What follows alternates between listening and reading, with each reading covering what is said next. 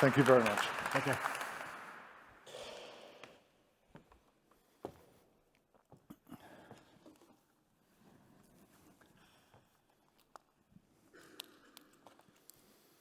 Good afternoon, ladies and gentlemen, and thank you for the introduction.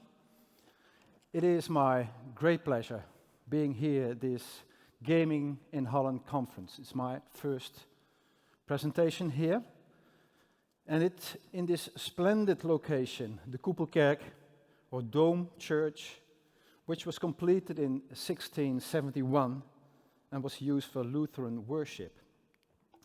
A fire destroyed the church twice, in 1822 and in 1993.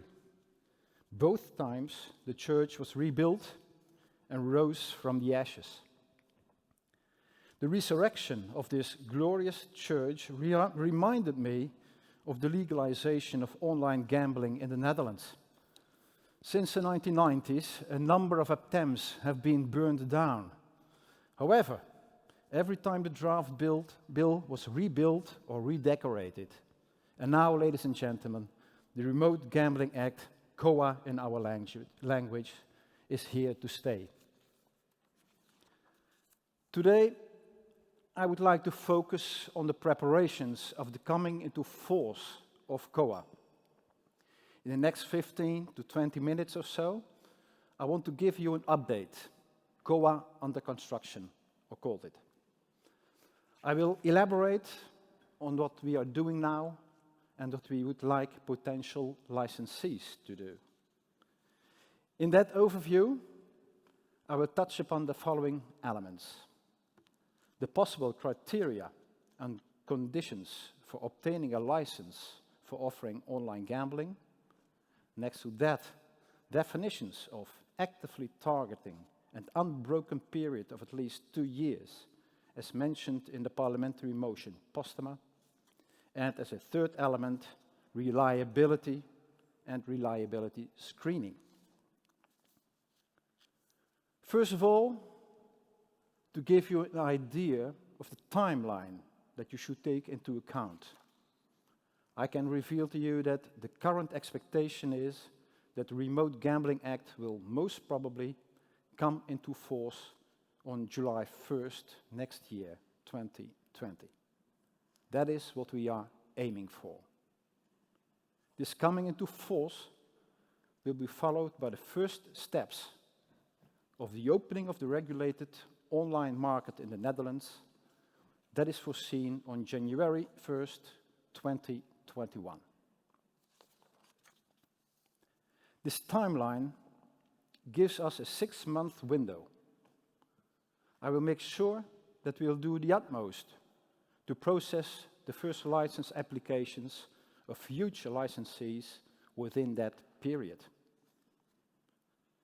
In order to accomplish that, the Remote Gambling Act will be our #1 priority in the next 2 years. We will do what it takes to implement the Act.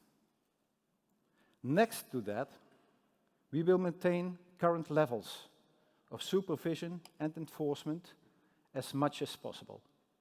That means that until the coming into force of KOA, the offering of online gambling in the Netherlands is still illegal, and of course, we will enforce the current legislation. That is what we are for. You know by now that future licensees need to meet strict criteria in order to be eligible for a license for the offering of online gambling. One of those criteria is the Central Exclusion Register, CRUX, to which all license holders must join. This allows players to be temporarily excluded from participation. Another criterion is a so-called control database. All future licensees have to fill this database with up-to-date data on the course of their gambling offer and give the KSA, the Kansspelautoriteit, access to it. This will enable us to follow operators closely via the data in the database. Both the exclusion register and the control database are major IT projects for which we are preparing thoroughly. The control database will be ready for initial testing soon. The exclusion register is under construction and will start when the Remote Gambling Act comes into force. Part of the following steps we have to do will be a procurement procedure under European rules for some of the required components. Other criteria are primarily related to addiction prevention. With regard to these conditions, I would like to draw, it's not the first time I do this, to draw your attention to the duty of care guideline, the Leidraad Zorgplicht, we have drafted. The guideline anticipates the new legal requirements of KOA. And then you could think about a few examples. I give you 3 of them. The first is the foreseen recommendation 2. A short odds operator provides a tool to consumers to determine and watch their personal limits. The foreseen recommendation number 3. The license holder has a clear access policy at all gambling locations and participation policy for the offered games of chance. And as a third example from the guideline, this recommendation number 7, in the case of a risky and problematic gambling behavior, the license holder intervenes in the gambling behavior of the consumer. We are planning to publish the final version before summer holidays. We are considering right now at the office all input we've received in the consultation process of last month. And I can say that we are really grateful for all the suggestions done by the industry and other stakeholders. So thank you for that, those of you who participated.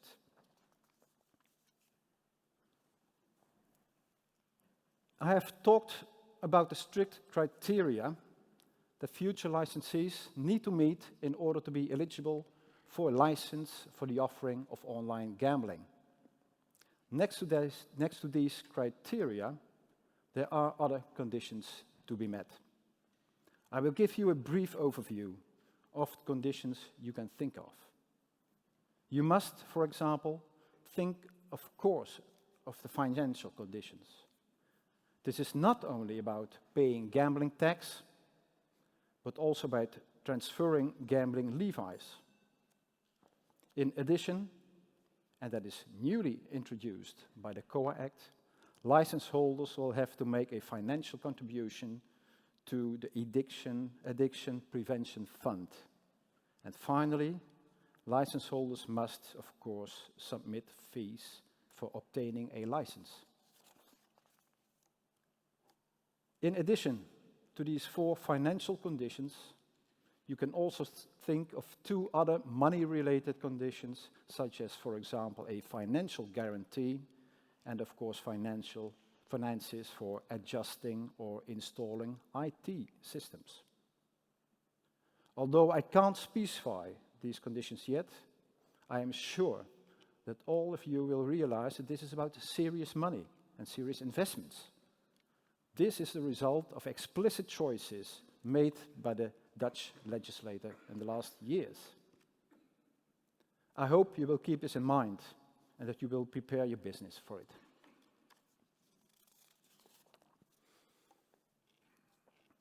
Ladies and gentlemen, we are working on criteria and conditions.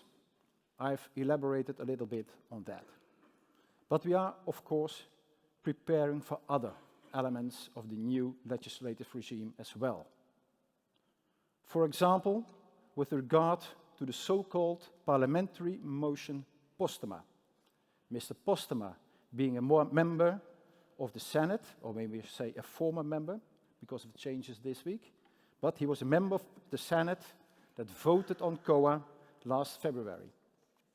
In this motion, government is requested by Parliament to ensure that licenses for the provision of remote gambling are only given to operators who have not actively targeted the Dutch market for an unbroken period of at least 2 years.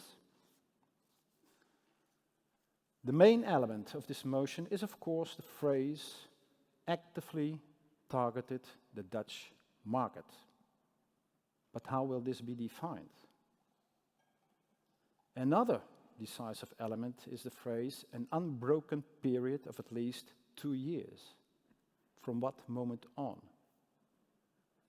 At this point of time, unfortunately, I can't be conclusive about these two elements of the motion. We are in a constructive dialogue with the Ministry of Justice and Security, and Dennis van Beemen is sitting here, on how to implement this. We expect to be able to provide more clarity in a few weeks' time, possibly around the end of June. However, I can reveal now that the definition of active targeting will be based, among other things, on our enforcement priorities criteria. By now, I assume that these criteria are rather well known to many of you here. It means that operators who, for example, offer their services in the Dutch language, use Dutch domain names, or domain names containing typical concepts referring to the Netherlands, offer Dutch payment methods, or advertise on TV, radio, or in printed media aimed at the Dutch market, could fall within the definition of operators that are actively targeting or have targeted the Dutch market. And that means that these operators could be subject to a certain mandatory cooling off period. Another more immaterial condition for a license is that operators must be deemed reliable. Together with the Ministry of Justice, we are working to put this into practice. What is our definition of a reliable operator? Again, at this moment, I can't give you full clarity on this yet. However, I can say that reliable operators, of course, do not breach current laws and regulations in any case. Furthermore, I would say that reliable operators may be expected to internalize the regulations that prevail in the jurisdictions in which they operate or are willing to operate. In addition, I can say that reliable operators are financially and operationally sound, and that key personnel and key shareholders are able to successfully pass an integrity screening. These elements stem from the Dutch law on integrity screenings, the so-called Wet Bibop, that we already use and are familiar with. For the Dutch-speaking among you, Bibop stands for Bevordering Integriteitsbeoordelingen door het openbaar bestuur.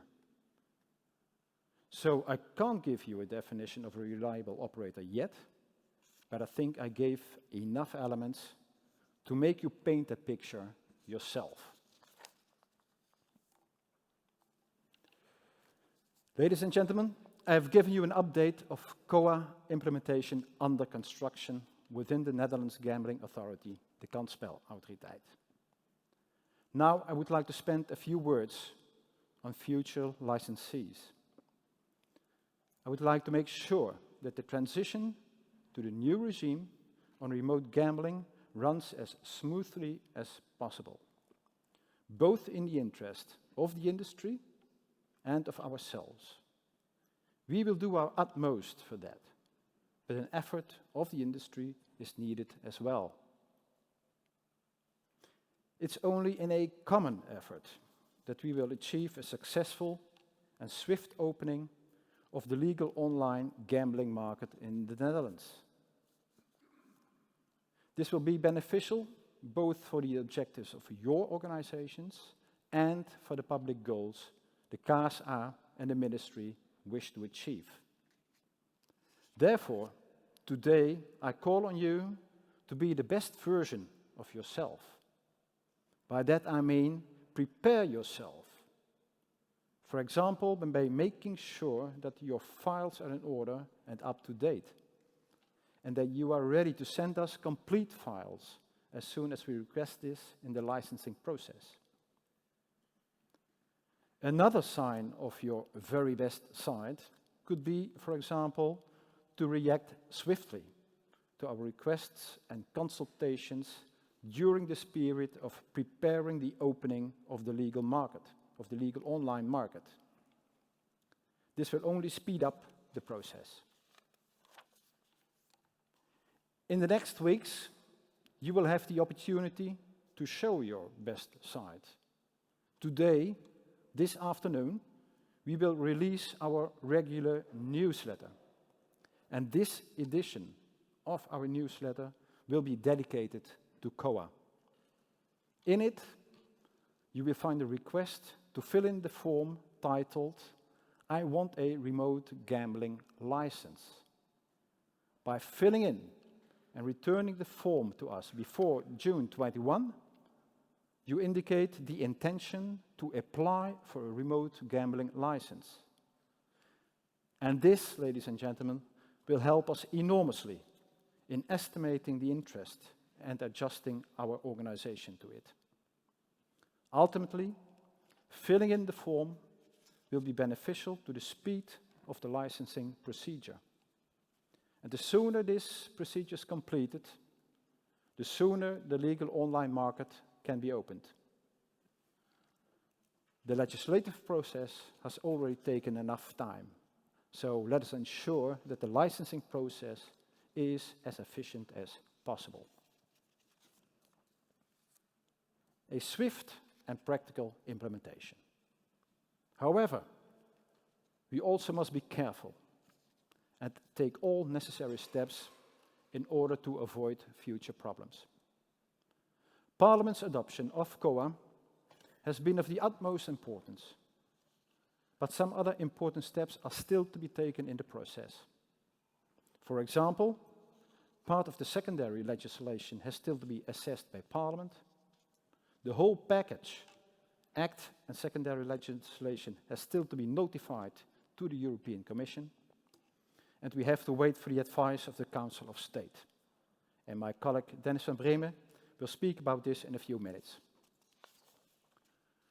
With this expectation management, ladies and gentlemen, I would like to thank you for your attention.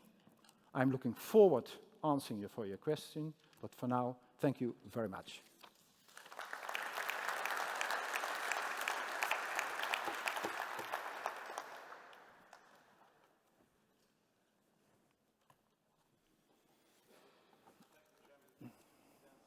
Us envisage a little more about the shape of the regulated market. Are you prepared to take some questions now? Well, if there are some questions, I could do that, at least as far as I'm able to do it. In that case, I think Willem will have a mic available for that.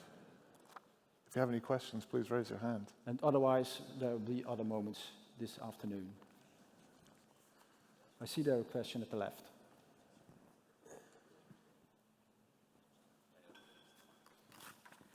Here comes the mic. If you could introduce yourself as well when asking the question.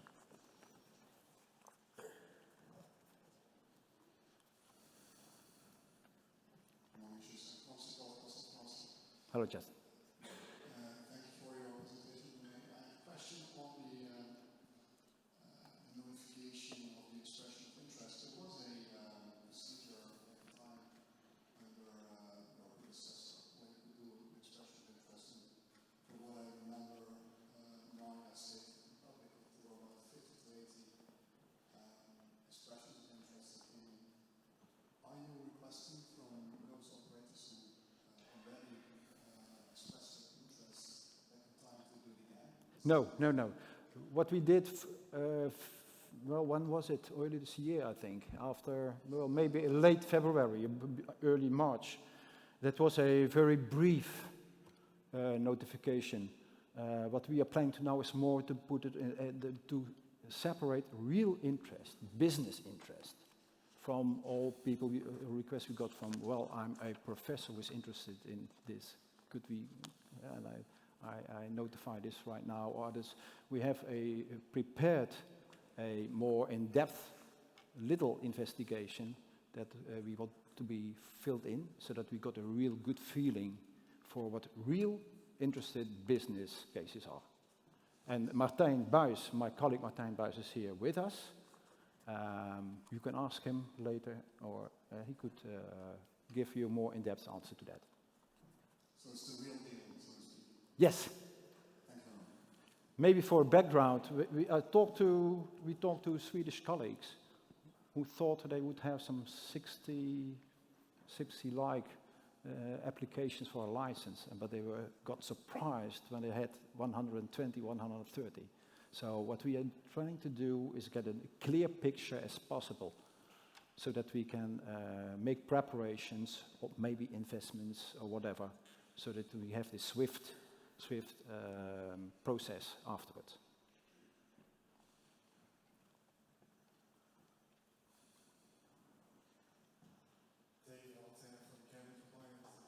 What about the people who've already been fined? Are they automatically considered to have been actively targeting, and are they automatically going to get the cooling off period? Of course, they have been fined because they have targeted the Dutch market, because that's the reason why they were fined. That's one element, but it's not the only element, as I said, making a little bit foreseen policy rule we are preparing, and which is not completed yet. So this is not a final view. And of course, the other element of this parliamentary motion is that it's an unbroken period of 2 years. So some fines are older than that. So, well, we have to be seen, because we are still making some effort to have a clear policy rule on this. And of course, we have close cooperation with the ministry on this. And we, as I said, we aim to publish it for a certain consultation end of this month.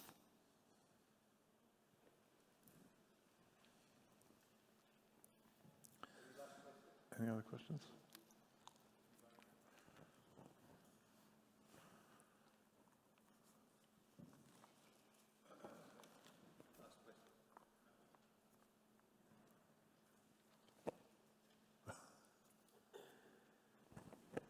Okay. I think that's it. Thank you Thank so you. much, Chairman Jansen.